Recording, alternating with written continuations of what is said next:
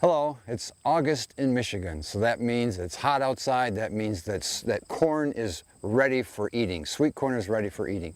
A little bit about corn and its history. Corn has been with man for a long time. It's a New World crop, originated down in South and Central America, eaten by man for a long time. We don't even know until recently what the native ancestors were of corn. But the primary corn that's grown in the United States really is this dent corn here. This is a standard field corn, dent corn.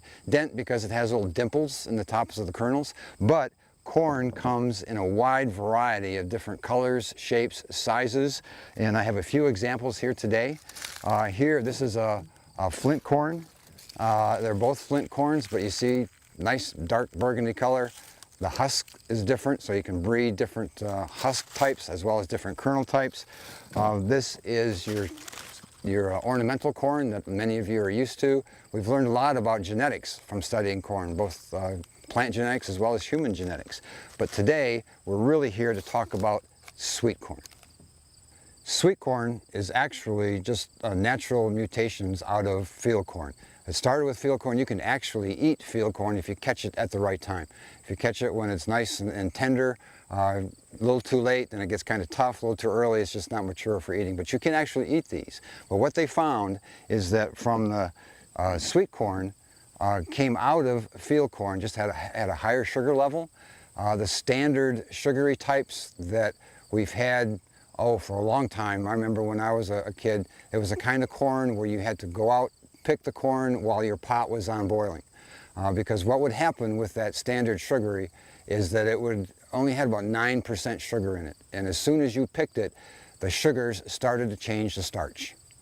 And so the quicker you could get it into your pot, you'd stop that process, the sweeter it is. We have a new type that came out of that, which is called the SE types, which are called sugar enhanced. And they had about 18% sugar. So that process still occurred. It still changed from starch to sugar, but it was had a lot more sugar to starch, but it had a lot more sugar to work with, so that it took a little bit longer. Now we have a newer variety that most of our sweet corn is, and that is the SH2 type. SH2s, it stands for the shrunken 2. The kernels are very shrunken because they're upwards of 35% sugar, very sweet. So that's why you can get good sweet corn in March. You know, it's grown in South Florida, shipped up here. It's still good quality because it has a lot of sugar in it. And it simply lacks the genes to change that sugar into starch. It just doesn't work. So it stays sweet for a long time. The other thing that corn comes in is it comes in different colors. Here we have a white variety, and the next one is going to be a yellow variety. And most of the market now is the bicolors.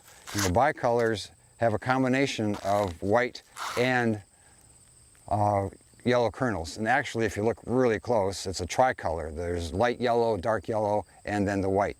The yellow corn for years was really a northern staple. That's what a lot of people ate as sweet corn up north.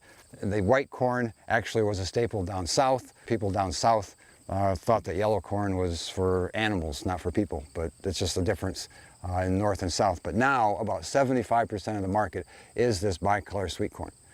And it's taken off and it's done really well. You really don't want to can the white corn because it kind of goes off to off color.